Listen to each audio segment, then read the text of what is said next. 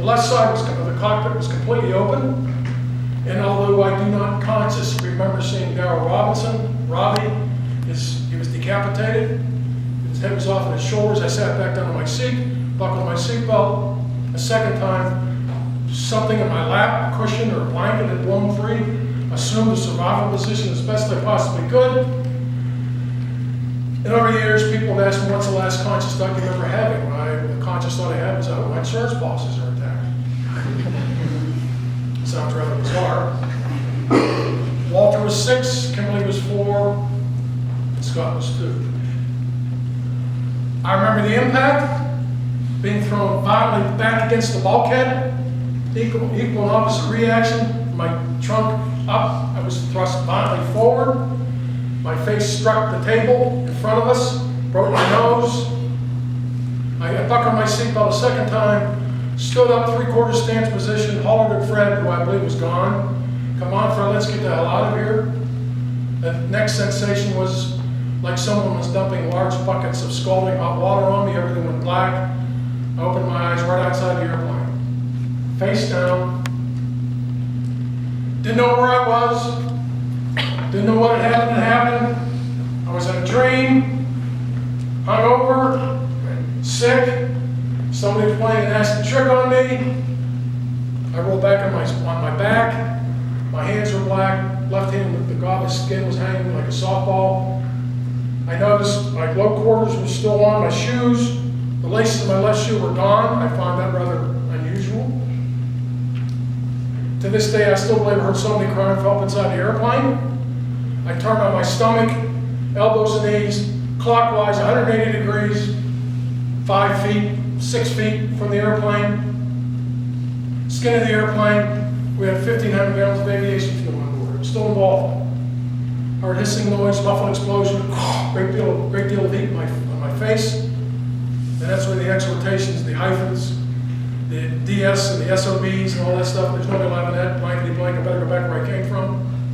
So counterclockwise, 180 degrees, elbows and knees, crawling over what turned out to be parts of the airplane, and you go up the street, didn't know where I was, didn't know what had happened. I was consciously aware, my mind was trying to take me away, to soften psychologically the discomfort I was beginning to feel, the shock. Pappy was about 10 feet away from me. He had a dime-sized puncture wound in cerebellum. My good friends Bob Ward is an Air Force major. At about the 2 o'clock position, 15 yards, elevated. Underneath the eucalyptus trees, we crashed inside, and underneath the canopy of the 40 to 60-foot tall eucalyptus trees, and they were on fire.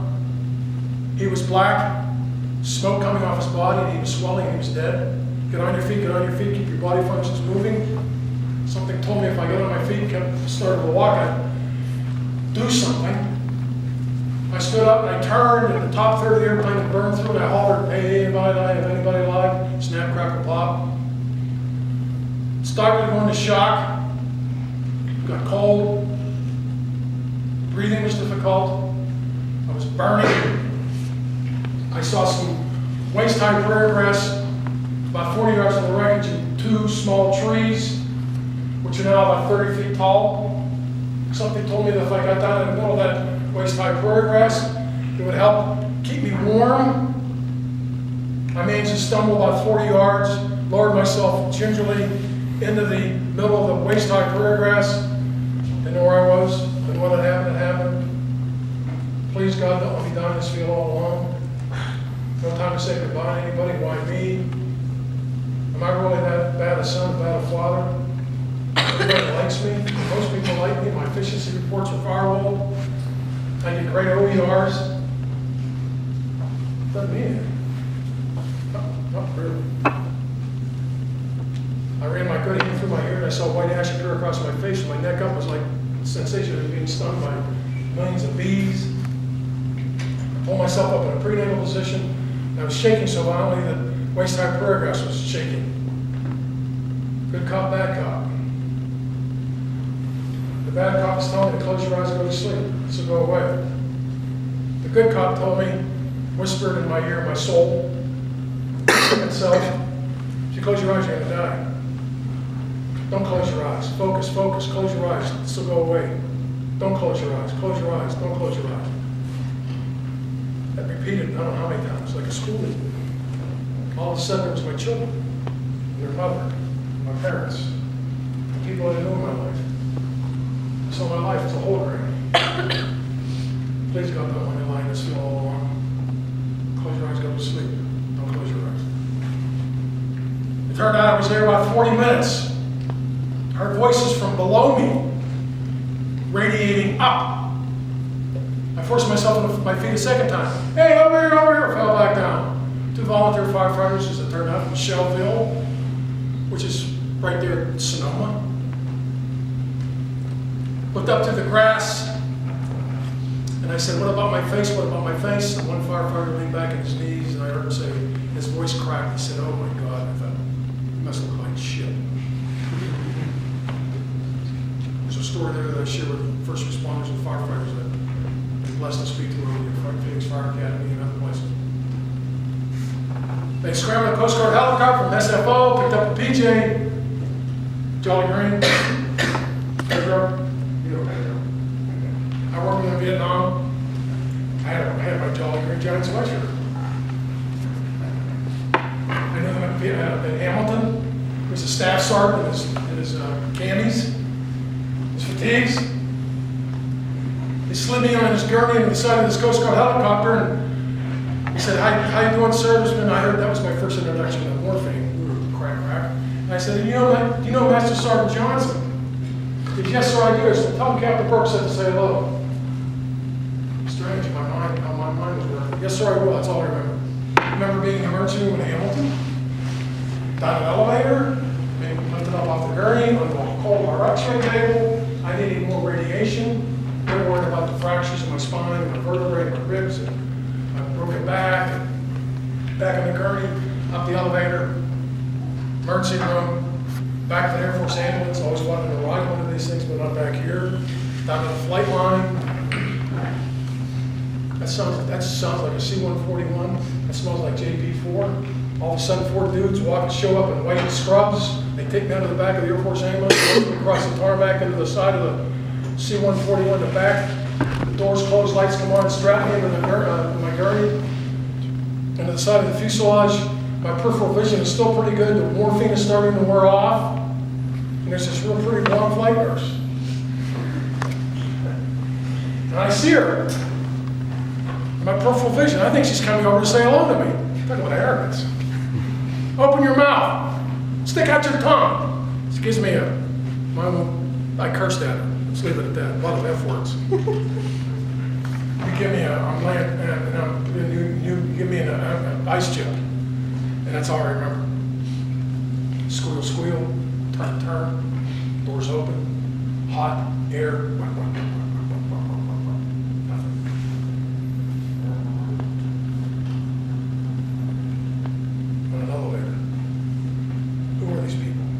please, God, please. Don't make God. This can't be happening. Doors open. Turn. Boom! Through a double set of doors. Boom! Through another set of double doors. Brightest lights I've ever seen. People on me like white on rice. Who are you? What's your name? What's your children's names? When you were born? Where were you born? 6'5", 6'4", Lower Kevin Scott, July 1941, Pittsburgh, Pennsylvania. We're going to cut off your uniform. We're going to wash you down with Fisox. This is going to burn. No shit, I screamed. I thought it was a dream. I thought if I was funny, I would wake up. Neener, neener, neener. Neener, neener, neener. Well, some of the moments when, even in that room, they were cutting off my uniform and washing me down with Fisox because I was a white man trapped inside black skin. Or someone say, a voice someplace, something like, oh my God, he's a white guy trapped in black skin. I went, oh, Jesus. This really happened. I'm going to die. Are you allergic to anything? I'm going to quiet. Fire! Because I thought if I was funny. Neither.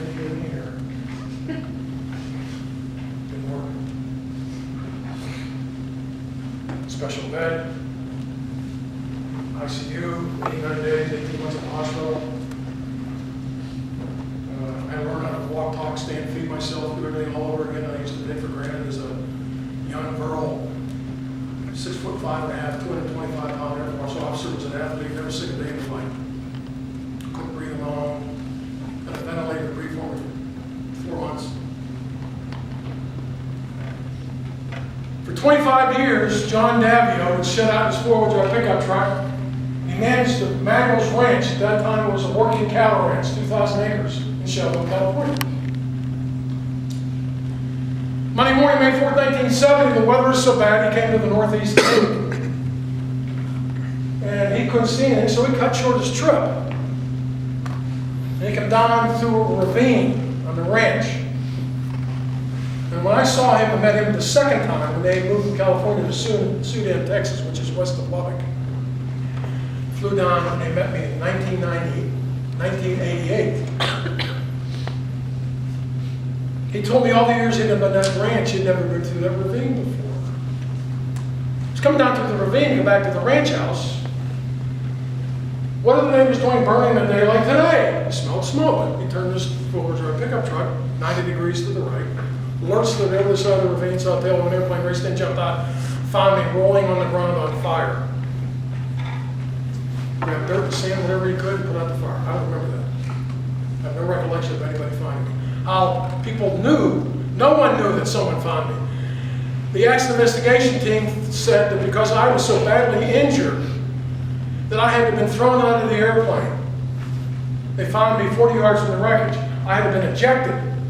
When I told them I dug my way through a crack in the fuselage, the first accident investigation, which I don't remember, I do remember the first one, not the second one, day 7, day 10, post-injury. Dr. Inch kicked him out of the ICU. He said, "You're killing him."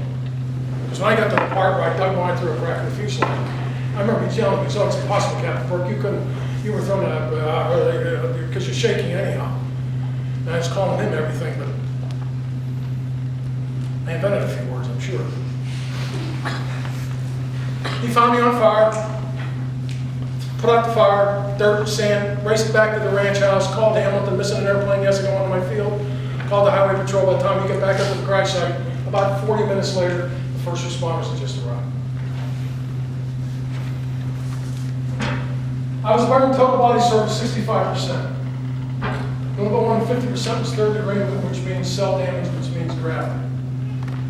I was burned, my fingers with the left hand were burned onto the bone, and I attribute that because I was digging my way out of the airplane.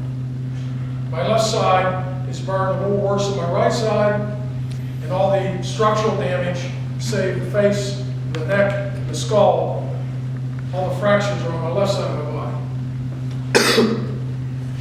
If Pop Davy had not found me when he did, I would have gone from a 65% total body surface burn to 70, 80, 90% within 30 seconds or a minute. I literally would have burned to death outside that airplane.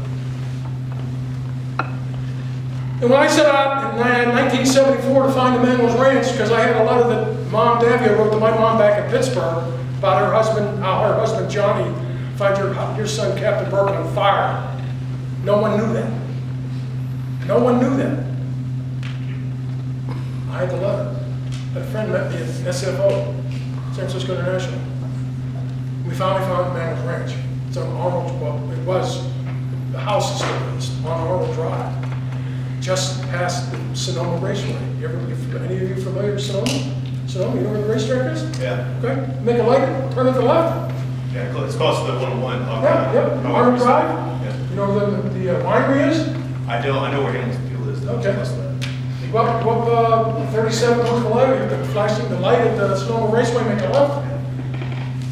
There's a Ramsgate Winery. Up that hill, around the bend, there's a stone gate. 22665 Warner Drive. That was the address of the ranch house. And if you go in about a mile west, that's where we landed in the Grove Eucalyptus trees in the south. There's a burned out stump that's still there. It's 15 foot tall. He told me God sent me to find you. Whoa. When I was back at Hamilton, on the gurney, went under me, hospital commander in 06. was calling up on West Coast, tried calling an airplane to get me to San Antonio. The burning was too far away to slow. The last call I made was to Travis over in Fairfield, California. Stand by one. Switched out to base ops. The person who took the phone call was an Army Corpsman Spec 6 by the name of Beaver. The Army Corpsman from the Institute of Surgical Research, the Burn Center. Burk Army Medical Center, Fort Sam Houston, Texas. We'll top off the tanks and be over to pick them up. 30 minutes later, I was in the belly of the airplane going to San Antonio, Texas, taxi Kelly.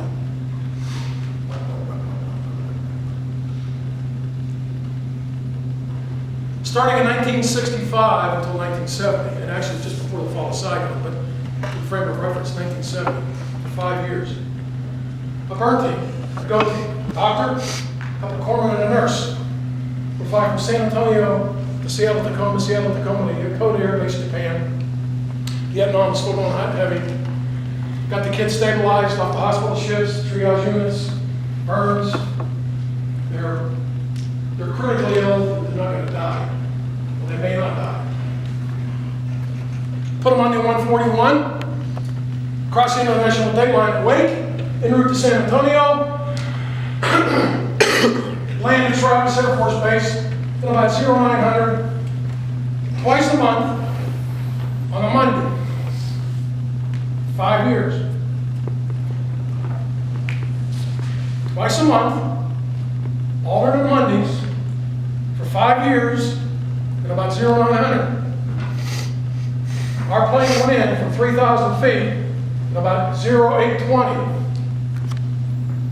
The last call the hospital commander made was to Travis. There was a 141 with a bunch of Crispies en route to San Antonio with the burn team going to San Antonio, Texas. Dr. Inge, one of the many times he took time to talk to me, said if you hadn't got to the burn unit when you did, even as physically fit, clean lungs, didn't smoke, a lot of body stores, you would have died within 24 hours. It's two. Down through a ravine, never been through before. Smell of smoke, tail, on fire, it's dirt out. Put some fire on dirt. Last call, 141 in the ground to Travis. They deferred, picked me up, take me to the burn unit. I get to the burn unit around 1600 that afternoon. If you hadn't made it when you did, you would have been dead within 24 hours. If you hadn't been wearing your leather shoes, your feet would have been burned off.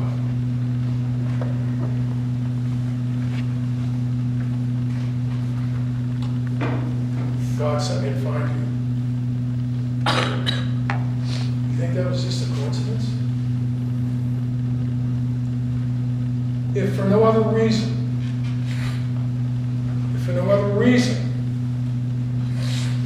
to help me maintain some level of sanity, I believe it was a miracle. There were forces at work that saved my life. I have to think that.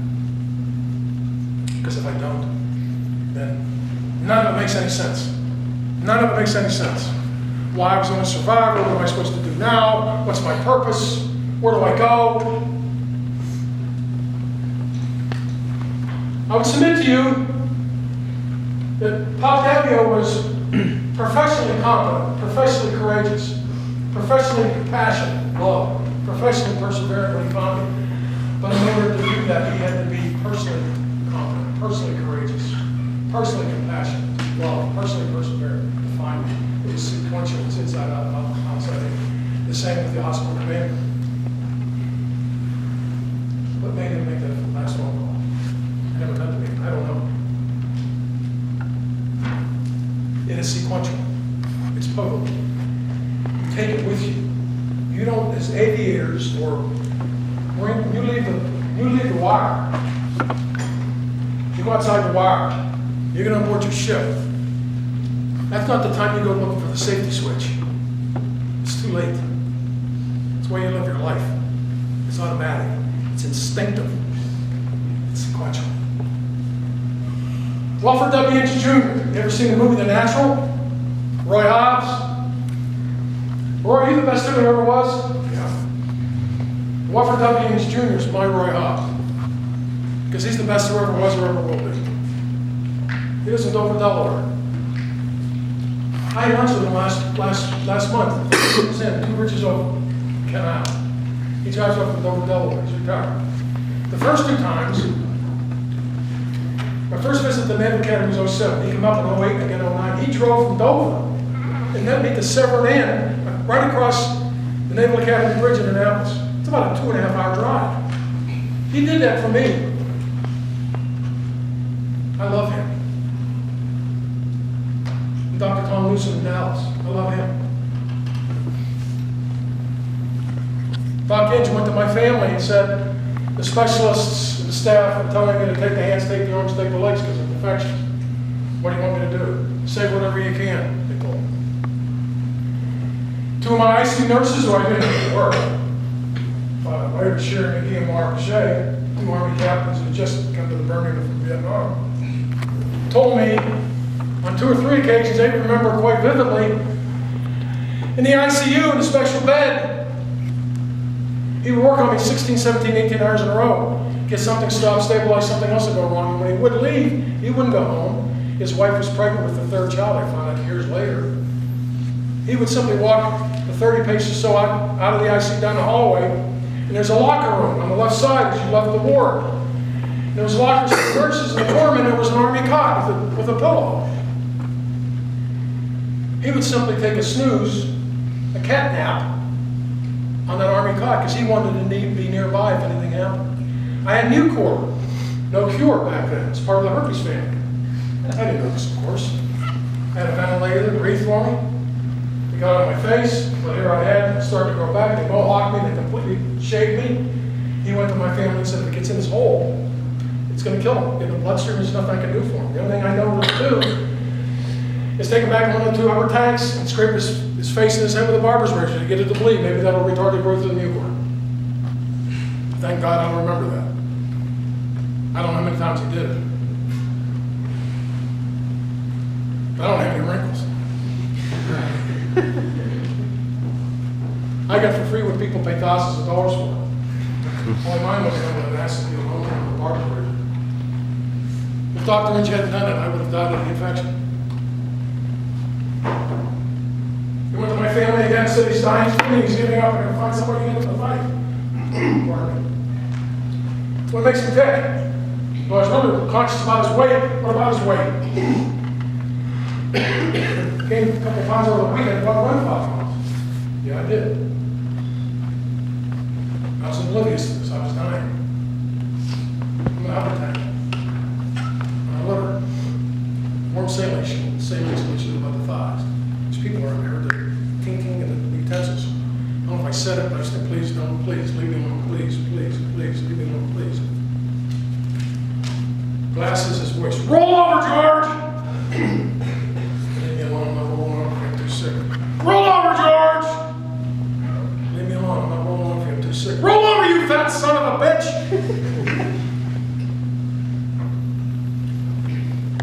No one's gonna call me a fat son of a bitch, get away with it. Why?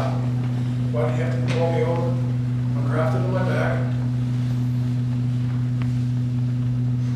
Something was going wrong. I couldn't figure out what it was. It had to be the back. So they proceeded to, with their utensils, remove the grafting, down to the vertebrae and spinal column. They find pus pockets, infection. If they hadn't done that, I would have died probably within 12 hours. Dr. Inge's personal confidence, personal courage, personal compassion, his love, his personal perseverance is why I'm alive. It's why I love that man so much. Mrs. Wolf. I don't know who she was. I found a time when I was in the ICU, I was warm, I was in a cocoon, I was in a womb. I wasn't cold, I wasn't burning, nothing was biting me, I didn't want to move, My mind found a spot. I didn't want to move. I didn't know if I was consciously moved, physically moved, but I found a spot. And all of a sudden, here's this person who woke me up, is tucking in the sheets of my bed, telling me, George this, George that, George this, and I blurted out, I remember this. I told her I'm a captain in the United States Air Force, and don't you forget it. As it turned out, Mrs. Wolf, she could have left that alone, but she didn't. She immediately left the ICU, walked across the hall behind the nurse's station, found Dr. Lynch transcribing medical records.